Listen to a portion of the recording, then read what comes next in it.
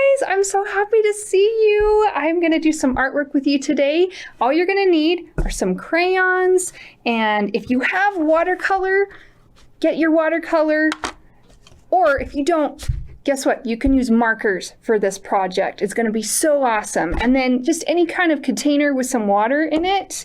If you don't have brushes, that's fine, because you know what? You get permission to use your finger with this one. Okay, this is what we're going to make. Can you see this picture right here? This is gonna be really, really fun for you. We're gonna do something very simple to start off because I'm gonna show you a brand new technique that we have never done before. In fact, I bet a lot of you have never even tried this at home and you're gonna love it.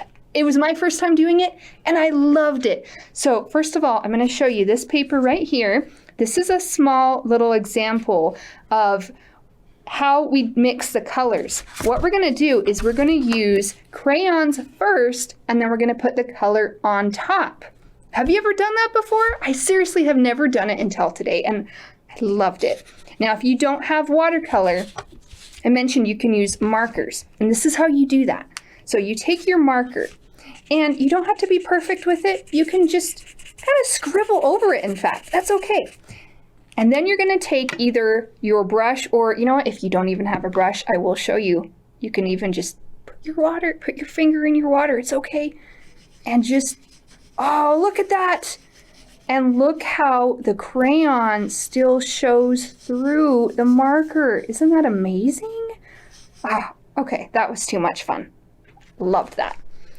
All right, so what we're gonna do for our project today is we're going to draw different symbols that represent us. Now, do you know what a symbol is? Do you see all this color around me? Do you know what this symbolizes? Art, right? I'm sure a lot of you see, oh, this looks like painting. To some of you, you might see, oh, it's almost like outer space too with the little splatters. Isn't that awesome? So I want you to stop and think about what's something that represents me. And it doesn't have to be complicated. In fact, more simple is better for this one. What I chose was a star, because I use stars a lot in my artwork. I just love stars. And then I chose a heart because I feel like I'm very loving. I care about people a lot and I love life. And then this one, do you see the yellow? Now what this means to me, it's a spiral. And what that represents is I'm always trying to grow. Now with our art, we're not trying to be perfect, right? We just want to get better. So what we're gonna do to start off, we're gonna have our crayons. You can use any colors that you want. If you don't even have crayons at home, maybe some of you don't, even just use a pencil with this, it's fine. You'll get the idea and you'll learn just from watching me. And if you have any questions about this, then please look at our website and email us. I would love to hear from you. Tell us your name, where you're from, what Boys and Girls site, and in fact, this is something real special. If you are willing to try this with me, and if you get a picture of it, I would love to see it. In fact, we might even show it here on the video. You'd be famous.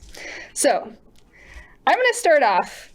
I am going to draw some stars, and I'm doing it the simple way. I'm gonna go a little bit darker, in fact, so you can really see that. Now, if you don't know this technique with the stars, it's so easy. All you do is you just go up diagonally and down like an upside down V. You go through the middle and across and back. And see, it can be stretched out or it can be tall. It can be any size. Now, what you want to think about, you want to think about different sizes. If you make everything the same, it's kind of boring, right? You see how these colors around me, they're all different?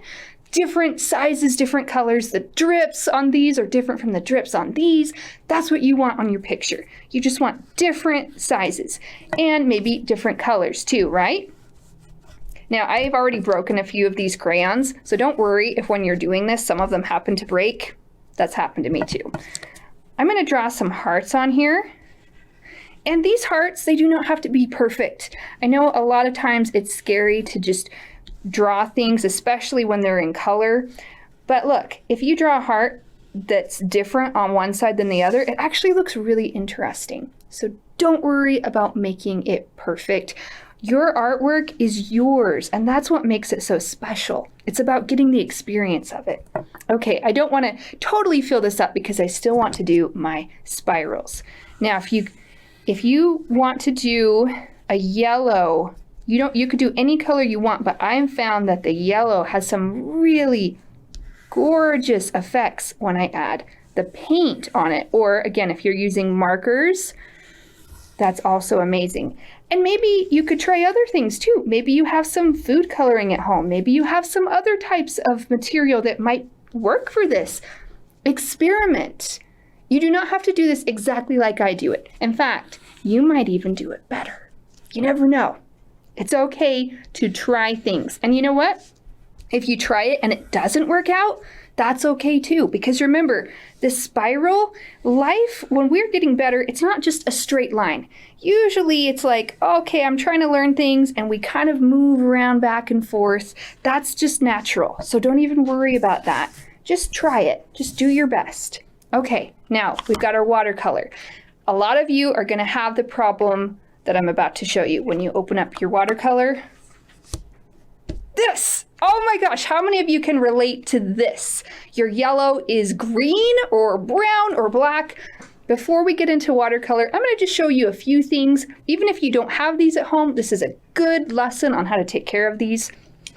Super easy way, first of all, to fix this. Just take your brush. A little bit of water is the key, not a lot. And just start to wipe that out. Again, it doesn't have to be perfect. Just give yourself enough space to get the color that you need. We don't even necessarily have to use this color, but how do you avoid this happening? Do you know how? I bet some of you do. All you have to do is be careful to not mix one color into the next one. And the simple way to do that, clean your brush. Just clean your brush in between colors on here. If you want to mix them, guess what? This lid is also a palette, which means you can mix the colors here. See, if I wanted orange and I want a little bit more red, I can mix it right there instead of in here, so then I keep my colors nice. All right. Also, be sure to not put a ton of water inside the watercolor, because what happens, it'll spill out in here and then you lose all your color. That's not fun. So I think you have enough information that you're ready. So what we're going to do is we're going to just start. In fact, you could really start anywhere you want on this. I am going to start over here in this corner, and I'm going to grab some blue because I just think blue is a beautiful color. Do you have a favorite color? Maybe? Oh, okay. Look at that. Maybe you start with your favorite color, but maybe you even start with just something nice and different from the color you put down on your crayon. Do you see how that yellow line is starting to pop through? Oh, I love that. Oh my goodness, I love that so much. This really is new to me. When I said this today is the first day of my life that I did this technique, I wasn't joking. I seriously learned this earlier today. I did my first one and I love this. Oh, I love this so much. It's just so fun because you paint over the line, but the line stays there. Now what you might want to try is even going to another color. Oh, look at that. And again, do you see how it just goes right over? You don't have to paint around it.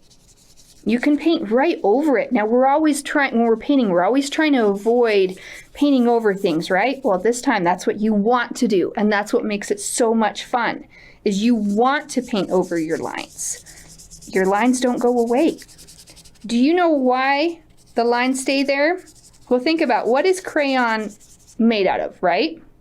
You've got your color, but what holds the color together? I bet some of you are thinking wax, right? So wax, because it's really sticky, the paint, the watercolor, doesn't want to stick to it. And that's what's so fun about it. You can just move around there and you're getting these gorgeous lines that are popping up. And do you see how much more you can see this over here than over here? Especially because it's yellow, it's light. But even if I have, like, say I were to use a darker color like this red, make some more spirals.